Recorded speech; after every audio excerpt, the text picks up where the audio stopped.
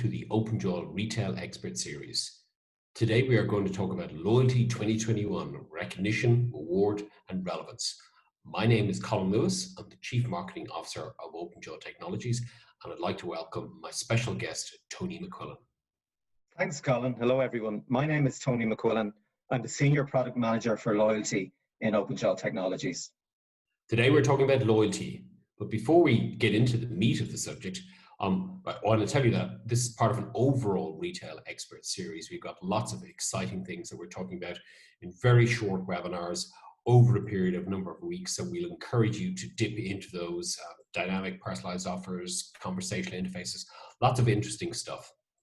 And just before we kick off into the details, let's give you some of the our credibility factors in loyalty. Well, first of all, OpenJaw have got lots of airline customers across the world, but we also are very, very strong in loyalty. Tony, tell us a little bit more about our loyalty programs, our loyalty customers. Sure, Colin. So loyalty has been one of the key verticals for OpenJaw since our inception. So we've got some of the biggest loyalty programs as customers across Europe, Asia, and North America. Speaking of locations, OpenJaw have offices around the world in China, Ireland, Spain, and Poland. And we always like to say that we've got platforms and products to address the full customer journey. Our three key platforms are OpenJaw T-Retail, OpenJaw T-Data, and OpenJaw T-Social.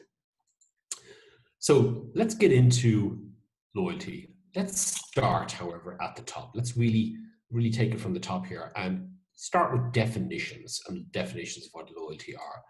So what do we mean, Tony, when we say loyalty programs?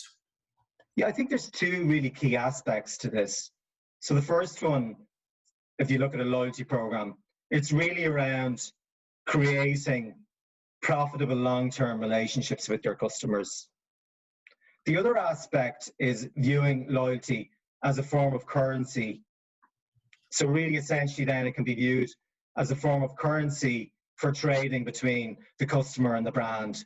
But it's again around creating these long-term relationships with your customers.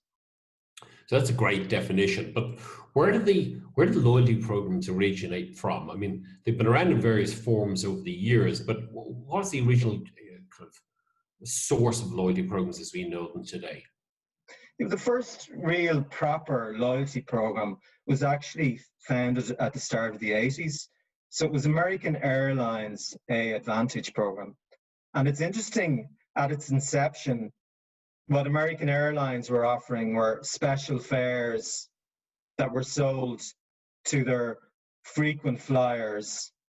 So that was kind of the inception of loyalty programs. And then other airlines picked up on it, United Airlines and British Airways and so on. So that's the original kind of loyalty programs, the sort of inheritance we have now. But what sort of loyalty programs are there out there today? Obviously things are a lot more sophisticated. What's out there at the moment? So if you look at loyalty programs, I think you can see over time there was a natural evolution. So if we look again, think about the inception of the early 80s, where you had these frequent flyer programs, but they were really close to one brand. And then that model transitioned to, for instance, card-based retail programs. An example here is Tesco. And then the natural evolution of these programs is to extend beyond that proprietary, one brand model through partner loyalty programs to coalition programs, where essentially you've got a separate loyalty brand, but it's shared across multiple companies. So it's allowing members then to earn and redeem for, both travel and non-travel retail products. So, we've listed examples here, such as Air Miles, Aeroplan, and Asia Miles. So the Coalition Reward Program is very much the cutting edge of these, and very much what we're all very familiar with. But in general, when we talk about loyalty, there's themes that run across all loyalty programs, and actually have done since their inception. And it's the three R's of loyalty. There's the reward aspect, obviously, which is the points that you might get for it's kind of the transactional part of the program. But then there's the notion of recognition, and the recognition is a little bit more around the emotional connection, where I'm recognizing you for your loyalty. That's separate to being a transaction. That's a little more subtle. And then, of course, there's the point around relevance, which is the idea of once we know who you are and we want to reward you, is actually making that reward experience much more personal to you. And that's driven by having great customer data about your own personal sort of shopping and buying habits and where you're at. So just think as we talk through our loyalty webinar today, think about the 3 R's, and that underpins almost all loyalty programs. So we talked about definitions. Where are we actually today in the world of loyalty? What's going on in the world of loyalty today, Tony? Yeah, I think that's a really good question, Colin. So, when I view this, I kind of think of what was the landscape pre-COVID and how does the landscape look now? So there are particular, themes that we were seeing across loyalty pre-COVID. So one, I've touched on this already, but in terms of how a lot of the travel programs specifically were structured, it was quite difficult for members to understand how the products were priced. So opaque pricing models were used. And then in addition to that, a lot of these products were quite expensive.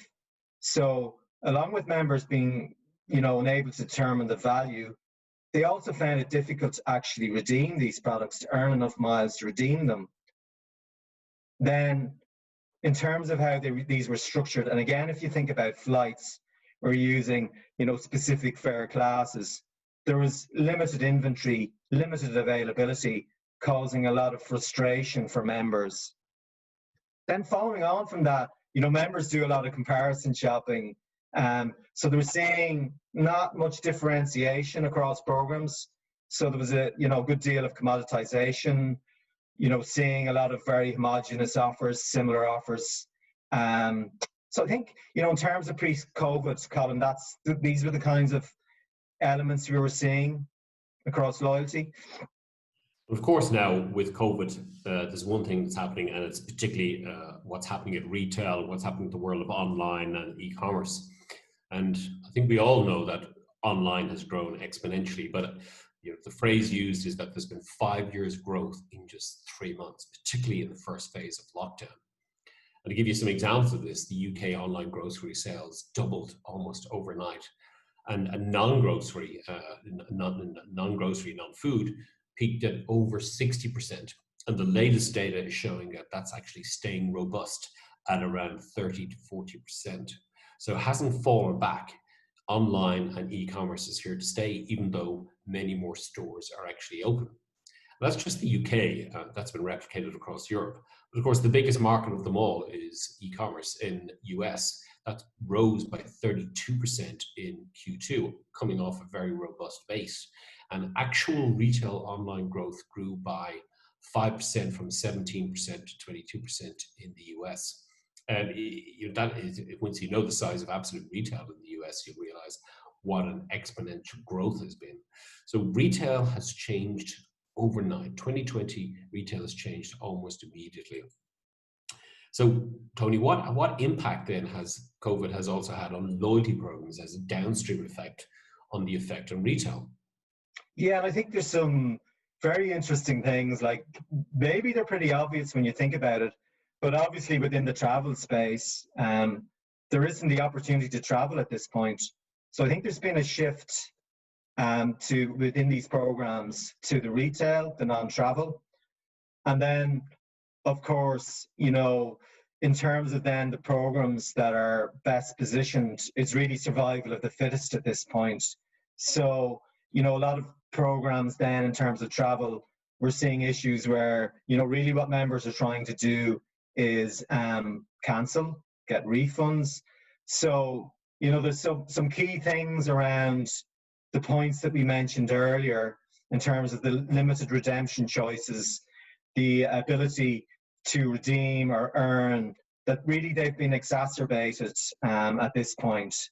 It was an interesting point, Tony, because it feels like like for a lot of industries, COVID was the perfect storm. And here we are looking again that COVID has been the perfect storm for loyalty programs. Things that were around for a number of years all came to a head. And as you say there, it's very much a combination of frustrated members who can't get to the shops to spend their points, can't get refunds. And it is literally much about the survival of the fittest. Now, I know some loyalty programs have been investing a lot over the last couple of months and really kind of upping their game. So let's look at some successful programs that have been changed. And I know, Tony, you've been looking closely at the Air Canada new loyalty program, which is just out in the last couple of weeks. Can you tell us a little bit about that program? Yeah, sure, Colin. So I think some of the points kind of we touched on are being addressed in terms of the program redesign.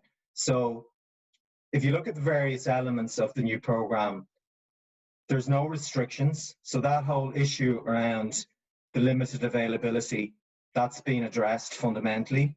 So you can redeem on every flight. Then in terms of transparency and openness and simplification of the program and value, the removal of surcharges is another key element. And then the whole point around pricing, predictable pricing. So it's based on these actual prices in the market. So that whole opacity around the pricing models have been removed and replaced with openness. Then the inability to redeem because of the high price on travel rewards, that's then helped fundamentally with the ability to redeem for both points and cash. Then adding in additional value such as family sharing, addressing then the ability to accrue and earn points. So you're always earning points then with the new program, regardless of the fare level. So I think just to recap then, Colin, a lot of those kind of fundamental points we were seeing across the industry, they're kind of captured or encapsulated in this new loyalty program in terms of radical change. It definitely feels like a radical change, Tony, reflecting a lot of years of previous kind of poor options. Now that looks like a great program there that they put together. It's really very much in the interest of the customer. So if we want to deliver these kind of robust loyalty programs for the future, how do we need to think, and what sort of technology do we need to put in place, Tony? I know you want to talk about a platform structure there. So do you want to tell us a little bit about that, please? Yeah, so some of the fundamental things, these are all fundamental retailing principles. But again, getting back to product breadth. So in a travel context, being able to offer that complete breadth of travel products. So your flights, your hotel, your car hire, destination activities. But offering that in a one-stop redemption shop. So really, again, you're trying to make your member kind of a customer-centric experience. So you've got one platform, one experience in terms of being able to earn and redeem within a seamless experience, a one-stop redemption shop. The other elements we touched on briefly, but miles plus cash is another fundamental piece.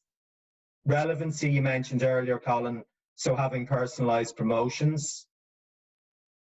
Then underlying all of this, you need to have a dynamic real-time offer engine that's based on sophisticated rules. But really what you're doing essentially from a member perspective is creating relevant real-time offers based on open pricing models and supporting, breadth of inventory and ensuring then members can redeem and earn very, very easily. So we've seen how we can structure both a technology platform, but also sort of a way of thinking around the offers and a way of thinking around customers can all be combined together. So speaking of combinations, how can we talk about the the future for loyalty programs? How can we kind of take everything we've learned in this webinar and combine it together for our audience? Yeah, so I think we can summarize here kind of, 6 fundamental principles. But again, the wider choice, the ability to redeem across the full range of products, that's fundamental. Again, from a program perspective then, building that out, not just then travel and the full breadth of travel, but also again dealing with the non-retail. So really reducing reliance on one revenue stream. And that's, I think pretty obvious in terms of what's happening during the COVID period. Then the point around, again, fundamental retailing principle, price with transparency and clarity. Really getting back then to the whole 1980s mindset, just removing that mindset, being flexible, being open, a willingness to adopt and change models, but again, relying on common sense, fundamental retailing principles that benefit both your members and the program. But really, Colin, if I was to sum it up in one principle, I think the win-win situation is really around customer centricity. And if you adopt the customer centricity principle and follow that through properly, then it's also a win from a program perspective. That's a great way to wrap things up, Tony, that the future for loyalty programs and is really just around that customer centricity piece. But to be customer centric, you got to be open, and you got to forget the ties with the past, and obviously therefore be flexible. So that's a great way to finish, Tony. I just want to say for everybody here, join us again on the Retail Expert Series. There's lots of great material in various webinars that you can dip into, including actually some detail on what Tony was talking about there, about how to do dynamic and personalized offers and how they can combine together. Lots of interesting stuff, particularly around servicing customers in conversational interfaces. Ladies and gentlemen, thank you very much for your time and for being part of the OpenJaw Retail Expert Series. My name is Colin Lewis. I'm the Chief Marketing Officer of OpenJaw Technologies. Thanks, everyone. My name is Tony O'Quillan, Senior Product Manager from OpenJaw Technologies. If you'd like to get in touch with us, you can get in touch with us on Twitter at openjawtech.com or find us on LinkedIn. And until next time, at the next Retail Expert Series webinar, thanks again.